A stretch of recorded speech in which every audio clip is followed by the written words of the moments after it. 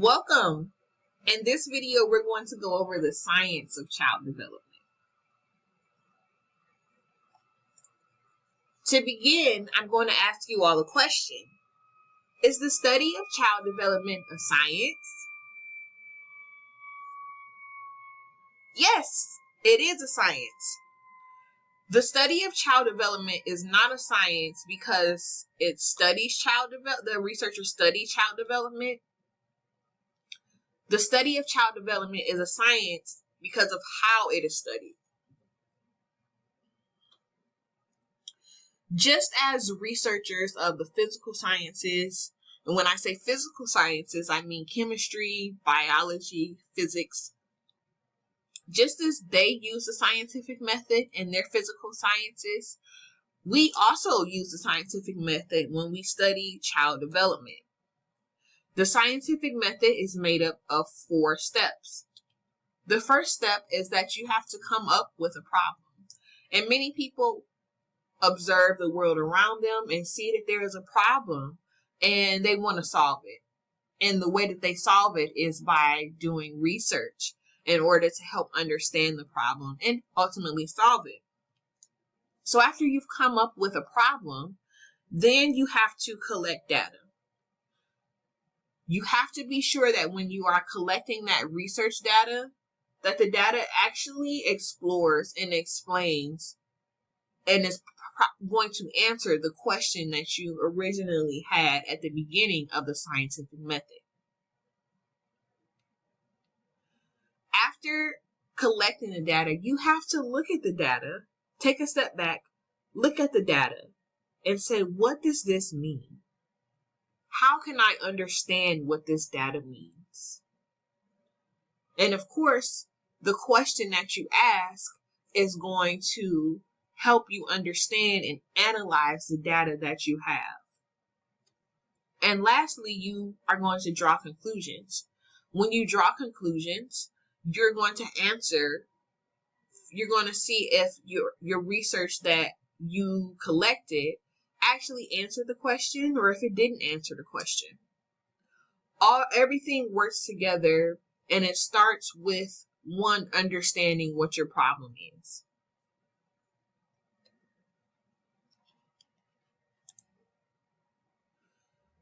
Because the study of child development is a science, there are 2 other things that are included when we talk about the research and the science of child development. The first is theory. When you think about theory, you want to think about ideas that are somehow related. Theories not only are related, but they help to really explain and make predictions. Speaking of predictions, we have the hypothesis. And another word for hypothesis is prediction. After you have the problem, which is the first step in the scientific method, you are going to predict what the answer could possibly be. And you're going to test that prediction and based on gathering and analyzing data. And you're going to draw a conclusion to see if the hypothesis is correct or if it was supported or if it was not supported. Testing the hypothesis can help researchers understand if a theory is likely to be accurate.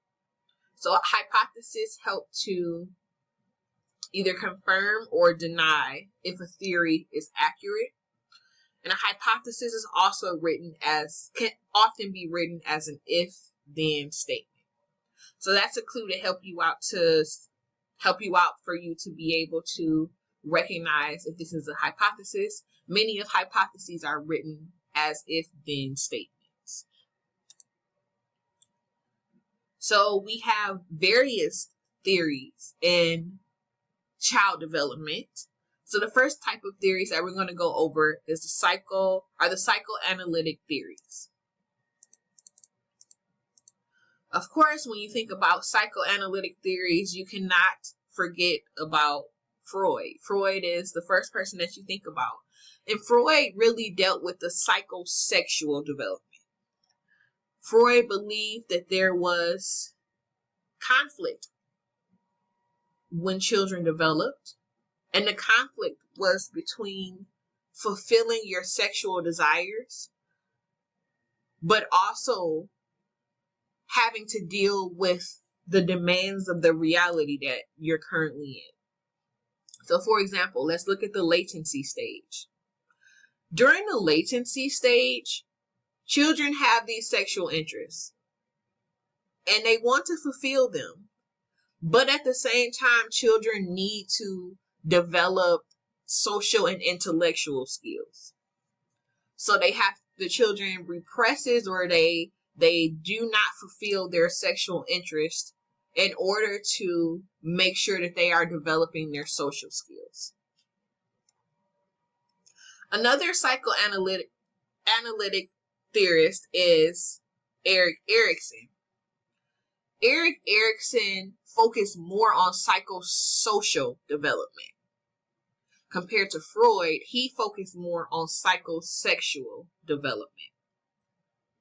And when we talk about Erik Erikson, he believed that development occurred throughout the lifespan. Development occurs throughout the lifespan. So you can see that originally his stages start from infancy and they go into the middle adulthood.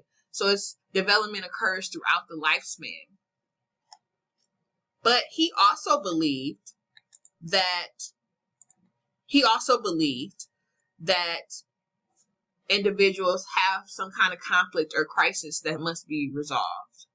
So, for example, during infancy, children have to learn who to trust and who not to trust. They have to be able to learn how to trust their parents, but be mistrustful of people that they don't see often, strangers, so that they can still be kept safe. The next type of theories that we're going to talk about are cognitive theories. Cognitive theories, an example of someone that came up with a cognitive theory is Jean Piaget. What's important to know about Jean Piaget is that he believed that cognitive development occurs because people construct their understanding of the world. People construct their understanding of the world. So what that means is that, for example, you have a child. They are in an environment. They are in their home. The mom or their caregiver has provided them lots of toys to play with and manipulate. When the child plays with those toys, they are manipulating their environment. They are constructing their understanding of the world based on playing with those toys and manipulating the environment around them. Another cognitive theorist that we're going to talk about is Vygotsky. And Vygotsky came up with this sociocultural theory of cognitive development. I want you all to pay attention to these three circles. So let's look at the inner circle. And these are the things that children can do by themselves. So a child may be able to walk by themselves. And then let's look at the larger circle. It says, I can't do these even with help. So an example of something that a child may be cannot do, even with help, they may not be able to, at that stage, they may be able to walk, but they may not be able to write their name. Then we look at the zone of proximal development, and those are the things that they can do with help. What that means is that, for example, in this example, the child may be able to hold the pencil with the help of an adult, but they still may not be able to write. But with the help of the adult, they may at least be able to hold on to the pencil or to the crayon. So let Vygotsky really focus on cognitive development, and how that's influenced by culture and social interaction. Can't do it without the help of those around you and the beliefs of the culture that you are engulfed in. The last cognitive theory that we're going to talk about is the information processing theory. In this information processing theory, think about a computer. What does a computer do?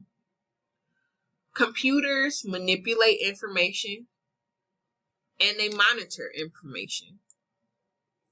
They also come up with strategies to ensure that the information is correct and how they can give out that information to others, to other computers, other systems.